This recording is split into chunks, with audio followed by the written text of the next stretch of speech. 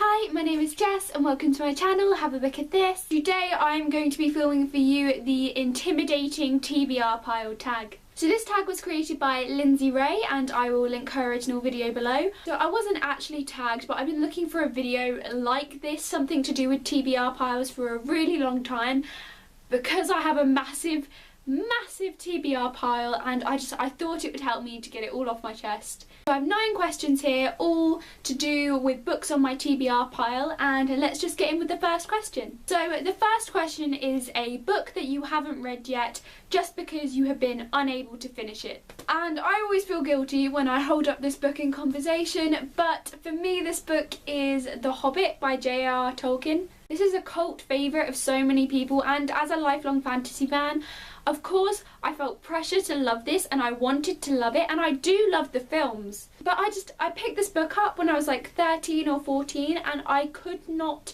get into it. I don't know what it is, because the first chapter for me is like one of the best first chapters I've ever read. Everyone knows that famous first line and I really loved it, but I kind of hit this point and I just couldn't get past it. I don't know what it was. I don't know if maybe it was Bilbo and if I was unsympathetic to Bilbo. I don't know if it was the style that it was written in, but I just found myself getting so unbelievably confused, and I've tried to pick it up again since, but again I just couldn't finish it.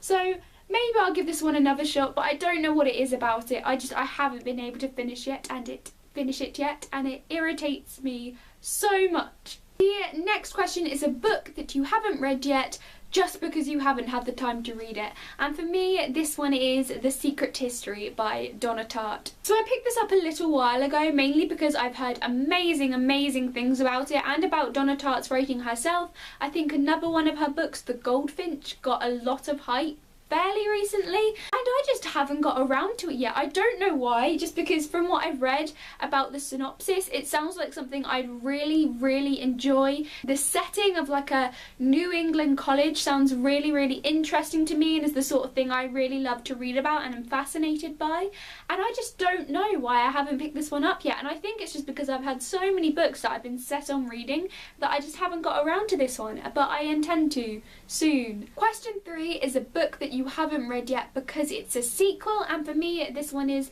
The Queen of Atolia, or Atolia, by Megan Whalen Turner. So I read the first book in this series, which was the 5th, back in January I think, and I really enjoyed it, and I want to pick up the rest of this series, but what's throwing me off about it is the fact that it's a series. Since I started BookTube I've been really hesitant to pick up series, because if it's a long series, and this one is a long series, I worry that it would take me a long time to finish, potentially the whole month to finish, and then it will come to my wrap-up video and I'll literally only be able to talk about that one series. There are just so many books to read, and I feel like at the moment for me it takes a really big commitment to sit down with a series and think I'm going to finish this, especially because I'm almost certain that I'm going to love this series because I really enjoyed the first book and everyone says that the second book is where it really picks up. But I don't know if I'm ready to commit. I'm a book commitment phobe.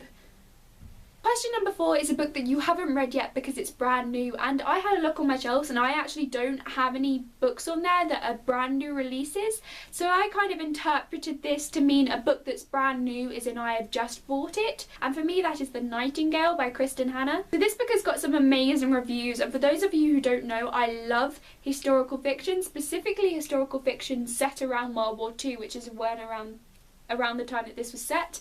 So this follows 2 French women, and I believe they get involved with the French resistance, and this sounded really similar to Codename Verity by Elizabeth Wine, which is one of my all-time favourite historical fiction novels.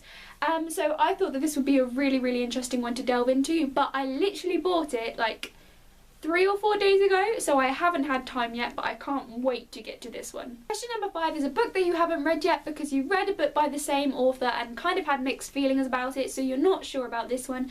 And I don't have a physical copy of this book to show you at the moment, but for me it's Six of Crows by Leigh Bardugo. So I read the first book in the Grisha trilogy not too long ago, and I didn't mind it, but it was nothing particularly new to me. It didn't really, you know, blow me away the way that I thought it would and the way that I hoped it would. But then Six of Crows came out and everyone is just raving and ranting about how amazing it is, and it does sound like something I'd really enjoy because I love that kind of heist movie kind of plot, so I thought I might really like it in book form.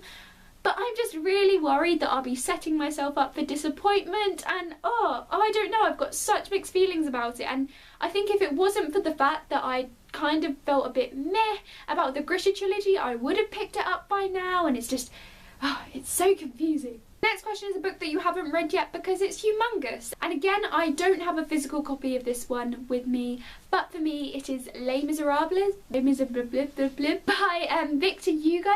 So this is one of my friend's favourite books, and because she loved it so much, I agreed that I would eventually read it, and I have been intending to read it because, again, I love the musical and I love the film, and I know that they're probably two very separate, distant things considering, you know, they're singing all throughout one version of it. I still think that the kind of multi-layered, multi-character plot and the time period is something that I would find so interesting. It's huge. It's like, it's absolutely massive. It took my friend like 3 months to read, and I just don't have 3 months reading time to just give away to one book. Les Mis is intimidating enough in itself, just in the fact that it's this massive classic, without adding the fact that it's so long. So yeah, I am very intimidated by that book. Question number 8 is a cover buy with poor reviews, and for me this one is The Sin Eater's Daughter by Melinda Salisbury, and I'll get a picture up for you. So yeah, I bought this at a book fair when I was at school about a year ago, and I picked it up literally just because it was such a wonderful cover. It had bright colours, it was really interesting, the image of the front of the girl and the viol was, but then I looked up the reviews and it's got quite poor reviews. A lot of people say that it's a bit of a letdown buy for them, that, you know, it's not as fully fleshed out as they want it to be, and nothing bugs me like shallow fantasy novels. I think if you're going to commit to writing a fantasy novel, you should commit, but I don't know, because the cover was gorgeous but the reviews were not so gorgeous. I'm just really hesitant to pick up something that I'm not going to enjoy, because again, since starting my booktube channel, most of the books that I have read have been books that I am almost certain, if not completely certain, that I will like. The final question number 9, is the most intimidating book on your TBR pile in general, and for me this is The Well of Ascension by Brandon Sanderson, or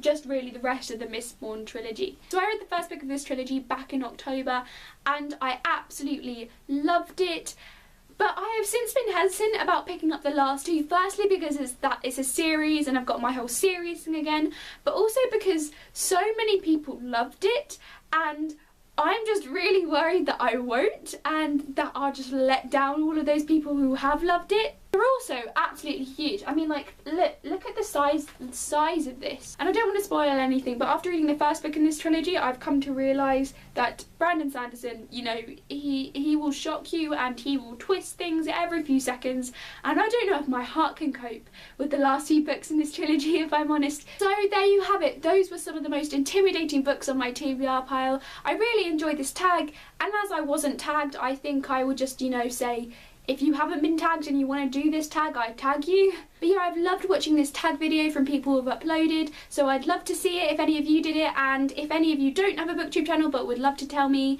about books that you find too intimidating to read, or if you agree with me, leave a comment below. Until next time, goodbye!